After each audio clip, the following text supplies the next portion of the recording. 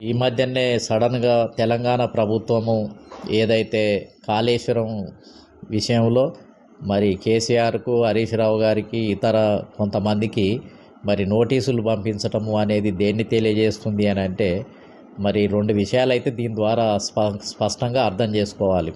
ఒక విషయం ఏంటిది అని అంటే అసలు రేవంత్ ప్రభుత్వము అధికారంలోకి వచ్చిన తర్వాత కేసీఆర్ ప్రభుత్వం మీద గతంలో చేసిన కుంభకోణాలు, అనేక రకాలైనటువంటి ముడుపుల విషయంలో అనేక రకాల ఆరోపణలు చేయటం జరిగింది.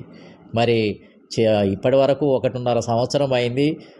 కాంగ్రెస్ ప్రభుత్వం ఆరోపణలే చేస్తూ ఉంది, కానీ కార్యాచరణ ఏమి లేదు, ఎంక్వైరీ లేదు, అరెస్టులు లేవు, వాళ్ళ మీద మొత్తం విచారణ లేదు అనేది ప్రజలలో ఒక ప్రచారం జరుగుతూ ఉంది.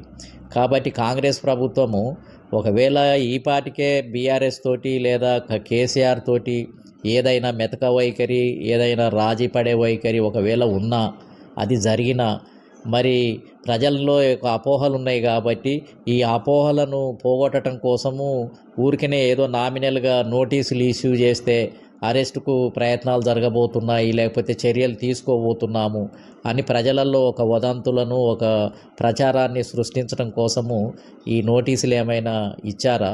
ఈ నోటీసులు ఇచ్చిన తర్వాత మళ్ళీ వాళ్ళు ఇచ్చినటువంటి రిపోర్టు, ఇన్ఫర్మేషన్ తర్వాత, వాగ్మూలం తర్వాత దాని ఆధారంగా ఏం చర్యలు తీసుకోబోతారు? అసలు అథెంటిక్ ఏముంది ఒక ప్రాజెక్టు నిర్వహణలో? మరి ఎట్లా బయటికి వస్తాయి అక్రమాలు? బయటకు వచ్చేసి ఆర్థిక లావాదేవీలు ముట్టినాయని ఏ విధంగా తేలటానికి అవకాశం ఉంది?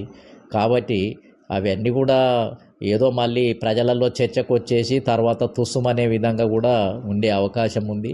ఇవన్నీ కూడా ఏదో కంటి తుడుపు కోసము ప్రజలల్లో ఇంతకాలం కాంగ్రెస్ పార్టీ చేసిన ఆరోపణలకు ఇప్పుడు ఇవి కొద్దిగా ఏందనంటే ఊరట కలిగించడానికి ఈ నోటీసుల పర్వం అనేది ఒకటి మొదలైందో ఏమో.